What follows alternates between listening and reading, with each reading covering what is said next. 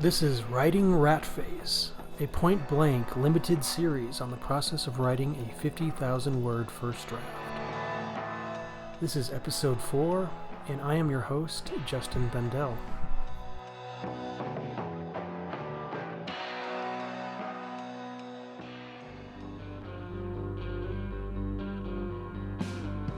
It is week 4, and I have thus far this month accumulated 13,000 new words for Ratface. These words are in addition to the roughly 15,000 words I have already generated for this story since 2020. Do I have a complete plot yet? Do I fully and deeply understand the main character's motivations? Do I know who the villains are and how they operate and why they do the things they do? The answer to each of these questions is resoundingly, maybe. But probably no. In week 4, it might be good for me to begin to tie some of these threads together. I need ultimately to weave a fabric that is wearable and maybe even waterproof. Speaking of water, there are two aspects of the setting, this place in which the story is set, that I feel I haven't effectively rendered. There is an aspect of Ratface that is premised on water, really, the water under which the rich live. I have this idea that the wealthy have relocated from the city to underwater living on the lake or sea near the city. And I want to replicate it in the story as a futuristic lakeside setting that's guarded by private security and blocked off by concertina wire and gun posts. I want to highlight in a very literal way the distinction between the haves and the have-nots. Namely, the haves live undersea and the have-nots live on land. They live in their own space, much in the same way space colonization plays out, the wealthy leaving to set colonies somewhere else and to exploit elsewhere, while the poor are left to fend for themselves in a forgotten or bespoiled wasteland. Who gets to fantasize about colonies on Mars or the Moon? Who gets to fantasize about getting away from it all, escaping that which ails us and collectively ties us together? It's the wealthy. It's likely that the wealthy are the ones who will escape when the earth collapses in on itself. And so I want to play this out in the story. I want to show that they're still, in a certain way, accessible. I'm not sure, but that's on my mind, and it's something that I've been tangling with. I also want to show in the story of the wealthy how they have abandoned the city and how that city has been ruined, and how the poor and the destitute organize themselves to reclaim the city for themselves. I don't want it to show just the grit and devastation of collapse or of suffering for the sake of it. I don't want to get off on shanty porn, so to speak. I want to show how those who suffer and struggle in places of ruin can find a path forward, can organize themselves for self-betterment and to organize for power, to stop the bloodletting, to cure their wounds, and to organize to overthrow that which exploits and limits them. That is certainly going to be a motif or quite possibly a plot thread in this story. In a sense, Ratface is a communist novel, but it is also a novel of an individual story, how one person comes to grip with their own experience, their own suffering in a world that doesn't give a shit about them. That's the story of Ratface.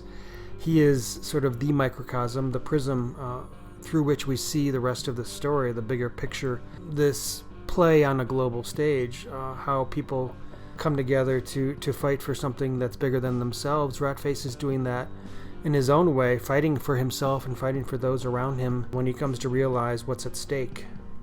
The other water-related question I had is, what kind of weather exists in this story? Every other scene I write, it's raining, but is there rain? What kind of rain is there during nuclear winter? Is there actually nuclear winter? What does climate change look like in this city? I talked about climate change a little bit in the last episode, but I still don't have an answer to what actually has happened and to what extent the world has been ravaged by change, be it human-made or otherwise. We know that there was a nuclear holocaust that inevitably changed the way weather works to some extent. But it doesn't change the moon, it doesn't change the pull of the tides. It does change weather patterns if there is constant cloud cover. How do the pressure differentials typical of weather patterns affect the cities, affect the continents? I don't know. And it's something I need to figure out. I think of this setting as a place that's perpetually temperate or even subtropical.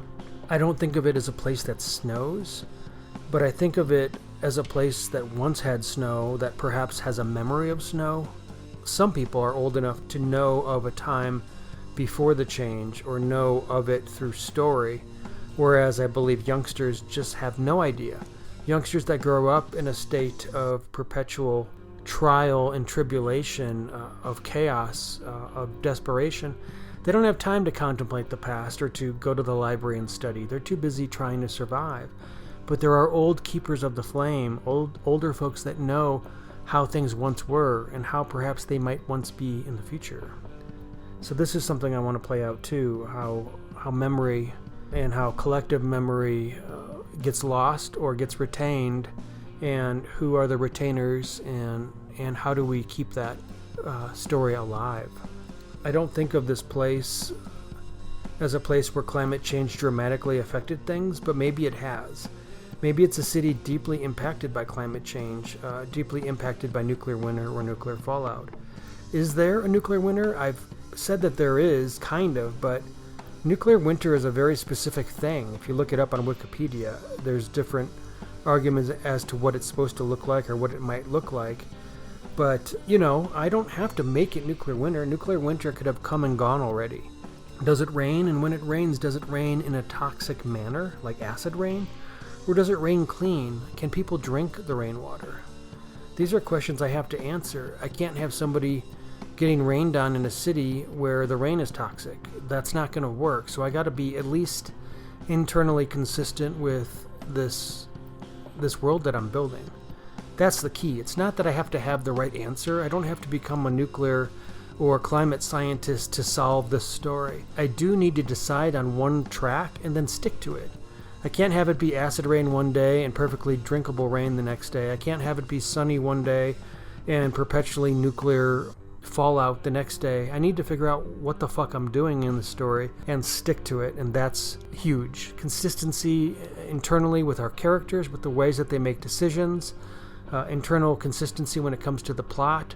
If I have a character walking west and then on page 30 all of a sudden they're walking east, that's a problem. I got to fix that. I got to be mindful of those consistencies. There's nothing that pisses me off more than internal inconsistency. And that's something that I definitely stress to my students.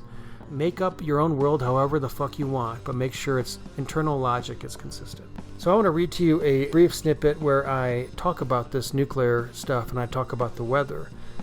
This isn't necessarily going to make it in the story, but this is me sort of narrating an aspect of the story to try to understand what it is that's happening. It rains a lot. The sky is gray a lot. They call it nuclear winter, but it is far from cold. Climate change made sure of that. The clouds are thick on some days, but the sun pounds through when the clouds are thin, and the clouds hold this heat. The old-timers speak of wild winds that would blow through and stimulate storms that devastated the city with rain and hail and spinning winds, sending people for cover. The weather isn't so wild now. It's almost a singular weather of cloud and rain, or cloud and stillness. Rarely the winds rule this place. I also wrote a note to myself, note to writer, can the earth abide without the circulation patterns that create wind? What if the circulation stopped? Would life cease to function? In week 4, I find myself returning to the same storylines in the same settings, the same interactions between characters that I've had before. Storylines I've seen before. I realize that I'm treading water. Where do I go from here? How do I give the story the gasoline it needs to get over the midway point? What do we know about our characters and about the plot, and what might I introduce that increases the octane? You need tension in these stories. You need things to move forward. You need a motor that keeps revving, and you can't rely on the stuff you developed in the first 10 pages to keep things going all the way through. You need to add, you need to deepen, you need to complicate to ensure that you have enough complication to drive this story over the 50% mark to the finish line. Maybe a new character, some catalyst that inspires Ratface to action beyond the action he has already taken. We want the kid to be important to the emotional life of Ratface. What about Lex? He's a phantom. We've introduced him, but who is he really? We've never met him. He's dead in the story. We don't really know who he is except through what Ratface has shared with us and through dialogue with other characters. Was he a hero? A father figure? The one who helped bring Ratface and the kid together? Is there something I can do to make Lex more important to the story, more alive? And then it hit me. There was something I could do. And maybe it's cliche, but what if I flip the script on what we know about Lex? If we think a character knows something very important, if you reverse that knowledge, if you reverse that truth, it offers an unexpected surprise, not only for our character, but for our readers. And it helps us to see this story in an entirely new light. What if I do that with Lex? What if Lex isn't the man that Ratface assumed him to be? What if Lex is not the humanitarian that Ratface has heard about his whole life? He's not the hero. He's not this man of the people. What if Lex is one of the bad guys and always has been? I'm not absolutely committed to this idea, but it's something that came to me in week 4. What if I twist Lex? We don't know who this dude is. Let's give ourselves the space to really think through what this character is and what his history is. How does this, if I do take this tact, how does this change the dynamics of the story? What was the point of Ratface's existence? Why was he saved by Lex? And what of the kid? Is the kid telling the truth? Why did Lex protect these kids? What were they for if Lex wasn't the humanitarian that he proclaimed to be? What if he was one of the group of 9, a fascist businessman who runs the Metroplex? The group of 9 is an idea I introduced this week as well. This idea of a nefarious and uncertain group of 9 business folk who run the city, and nobody really knows who they are, but they manufactured the terror squads and they make all the major decisions. They're kind of like a oligarchy of pure, relentless power. What if these people that Lex has spent his life railing against were actually himself? What if he has a secret life? He lives out among the people, raising Ratface and this kid, but what if he actually disappears and has a state in the underwater society where the rich live? What if he is actually not dead? What if he's not dead? What if we find that out at the 50% mark? What if I lead the readers to the point where Ratface is doing the bidding of Lex and fighting Lex's battles and raising this kid, and then he finds out that Lex is not dead at all, and that he's actually still working with the fascists and leading the villains, and he is part of the problem. If he's still alive and living in the underwater estate, and the story ends with a massive confrontation between Lex and his former kids, by playing dead he secures his legacy as a man of the people. He's deified, and he gets the communists off his back so he can continue to exploit without any pressure. When he wanted to do business during Ratface's youth, he would go off on quests to do business with people. He was actually hanging out in his estate, running his empire in private, having servants, and Ratface is in some hovelly apartment in Trash Town, proclaiming how good and righteous his father was. At the end, perhaps the two kids team up and confront their fake father, and they work with the proletariat organizations to do battle against the group of 9 for who gets to control the city. Do they restore democracy to the city, or do they die trying? So this is a potential major twist. Do I want it to stick? Maybe. Maybe not. I'm not going to tell you now. I'm going to let it play out. I've played with twists before, and they don't always last. Sometimes they are essential to the story, and they tell the story of a character that I want to tell, and sometimes they don't. Sometimes they get in the way or feel too contrived. I have to ask myself, does this twist stay true to the characters? Does it inspire me to make the story about people organizing together against tyranny. I don't want Ratface to have nothing to live for or to fight for good just because his daddy did. That's pathetic. I want him to carve his own path, and I want it to be emotionally deep and meaningful. I want him to fall into revolution, not because daddy did, or not because it's good for the plot, but because I want him to see the deep value and purpose of revolution and the plight of the people. I want him to go on a major emotional journey that pulls him out of his darkness and his apathy and exposes him to the light. What is his place in the world? Does his voice truly matter? And why? What makes it matter? How can he do this and nurture his relationship with the kid? Does this kid feed him and bring him joy? Or is this kid an annoying brat he'd rather get rid of? How do I show this kid and him developing a relationship together? What are the catalyzing moments in the development of their relationship? What about this kid makes him want to fight for a better world or for somebody beyond himself? Maybe this kid is the thing that he needs. Maybe this kid is the catalyst that helps him to see it's love that guides him to want to fight for something bigger than just his next hot dog or bucket of whatever, Tuesday blue beans or whatever random shit he likes to eat. These are my thoughts during week 4. I also have a couple excerpts I want to share with you. One of them I mentioned last week. It's a first-person narrative of Ratface. In trying to understand who Ratface is as a character, I needed to write in his own words. This is a third-person story. I'm writing Ratface in third person because I don't want to be stuck in his limited point of view. I don't want to be stuck in his worldview because he's clearly a unreliable narrator at times, and I don't want the whole story to be told through the unreliable narrator.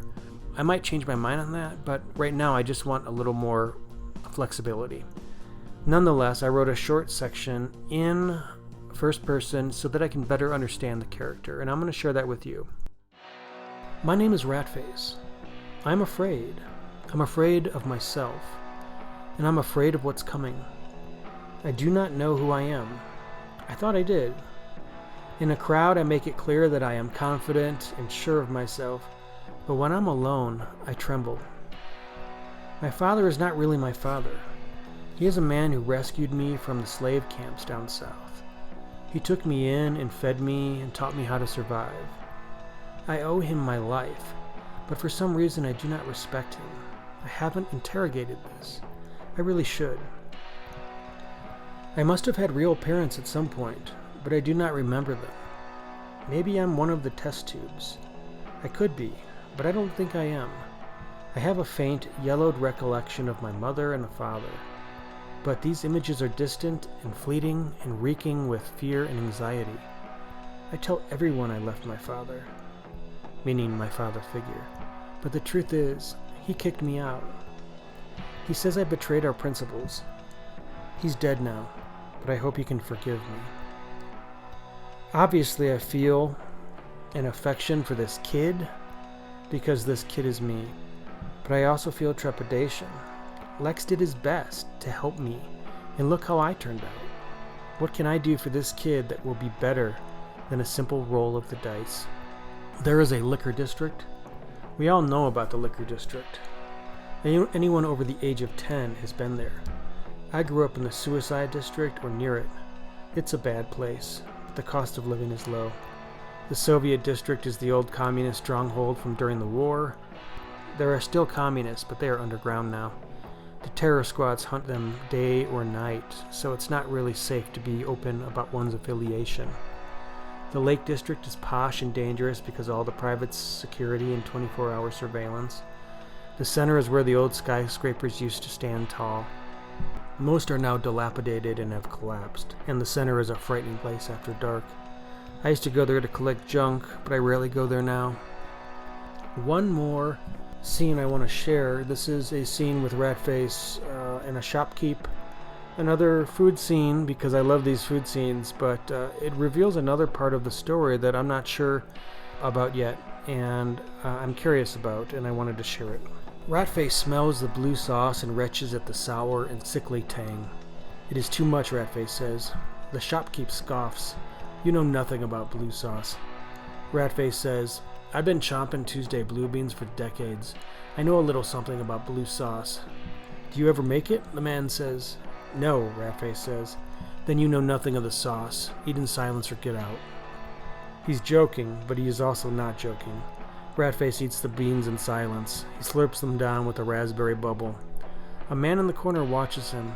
After a while, Ratface says to the man, What's your name? The man says nothing. I ask you, Ratface says, because you are looking at me and I think it's no accident.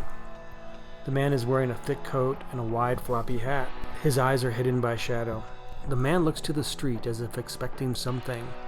He turns back to Ratface and says, You must have got me confused. Ratface returns to his beans, and from his corner eye watches the man. Ratface drops a few clank on the counter and makes a scene of leaving. The man nods and says, Have you heard of the Selexa Quad? What? Selexa? No. Never mind then. Ratface says, You brought it up. You tell me. What is this, Selexa? A nightclub? I can't talk about it here. You brought it up. Yeah, but I can't talk about it here. Let's go somewhere else. Is this where you take me to a place and rob me? Ratface says. I know this trick. Fine, you choose the place. But I still might rob you. Ratface taps his knuckles on the center 4 times, followed by one more tap.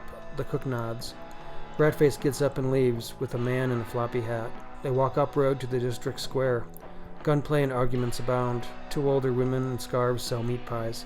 If there is actually meat in these pies, it comes from rats, or pigeons, or the dead. They cross the square.